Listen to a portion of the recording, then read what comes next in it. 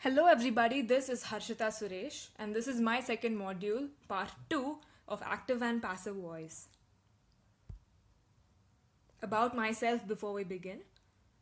I study BSc Electronic Media and I am currently in my second year and I aspire to become a designer and journalist. I am an ardent grammar Nazi and I love music and sketching and drawing and anything creative. So here's what we will be covering today. Just examples of active and passive voices. Any topic, according to me, if you want to understand in depth, the best way is to become practical and look at it through examples. So that is exactly what we're going to be doing. Let's dive into a few examples. Here's the first one. The guard opened the gate. The gate was opened by the guard. Apart from the fact that this sentence had lesser number of words than this, it otherwise meant the same thing. It conveyed the same message. The guard opened the gate.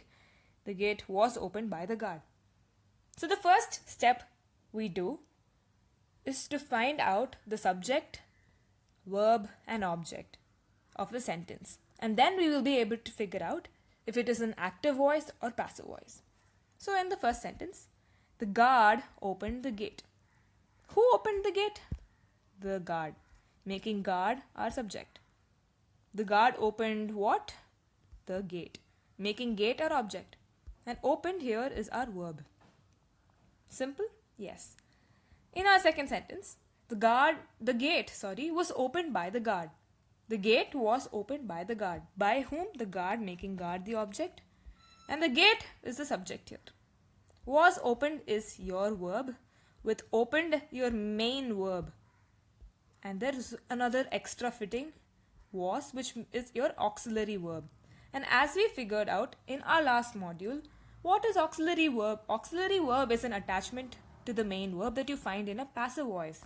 So probably this sentence is your passive voice and the other one, simpler, it is active voice because the action was being done.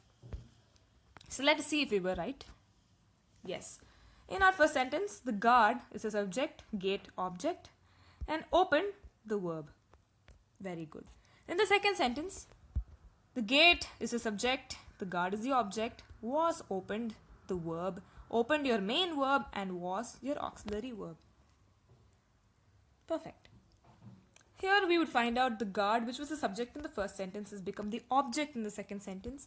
The gate, which was the object in the first sentence, has become the subject for the second sentence. And opened remains open but has an extra fitting, was opened by the guard. So that brings us to the point where we have to figure out which is the active and which is the passive voice sentence. So as we already discovered, active voice and passive voice, because mainly the auxiliary verb is present. So we'll see if we're right. Yes. The first sentence is in active voice, second in passive voice. So let's go to our next example. Since the last example was very detailed, let's go a little faster now. The castle was opened by the workers. The castle was built by the workers and the workers built the castle. In the first sentence, the castle was built by the workers. By whom? The workers, making workers the object, and the castle is our subject here. Was built, verb. Built probably is our main verb. Was built, making that our auxiliary verb. In the second sentence, the workers built the castle. Castle object.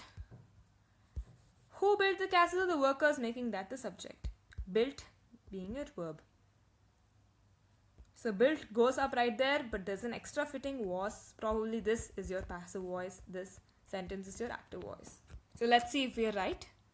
Yes. In the second sentence, castle is the subject. Was built, verb, built main verb, was auxiliary verb, workers object, and in the second sentence, workers subject, object was castle, built verb, normal verb.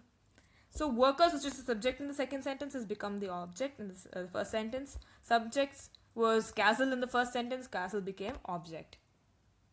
Here's the auxiliary verb, so this has to be passive voice. We'll see if we're right. Yes. Passive voice, first sentence. Second sentence is an active voice. Next example. Raju kicked the ball. The ball was kicked by Raju. Cute looking guy, huh? Raju kicked the ball. Who kicked the ball? Raju, making Raju the subject. Raju kicked what? The ball, making ball the object. Kicked here is our verb.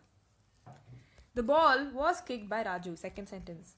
What was kicked by Raju? Ball, making ball our subject. Ball was kicked by whom? Raju, making Raju our object. Was kicked, verb. Kicked being main verb, and was our auxiliary verb here. So auxiliary verb in the second sentence, making this our passive voice. First sentence, active voice. So when there is an auxiliary verb attached to your verb, you can always for sure understand that it is your passive voice. And it is more complex than your active voice. Now we'll see if we're right.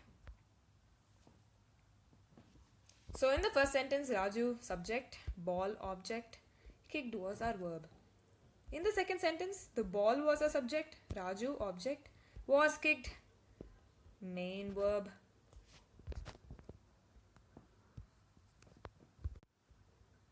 Kicked was our main verb, was auxiliary verb, so that makes second sentence passive voice and first sentence active voice. We will see if we are right.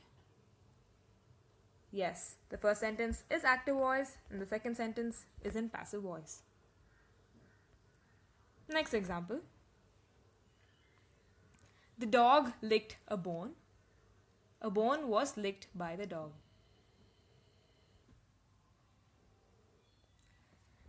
Here, the dog is our subject because who licked a bone? The dog, making dog the subject. The dog licked what? The bone, making bone our object. Licked here is the verb. In the second sentence, a bone was licked by the dog. By whom? The dog. Whenever you ask some question saying whom, that becomes your object. Bone here is our subject. Was licked here was the verb. Licked is the main verb.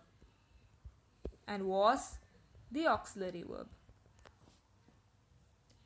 So again, auxiliary verb in the second sentence, making that passive voice. And the second one, action was done. So active. Actively, the action was done. So active voice.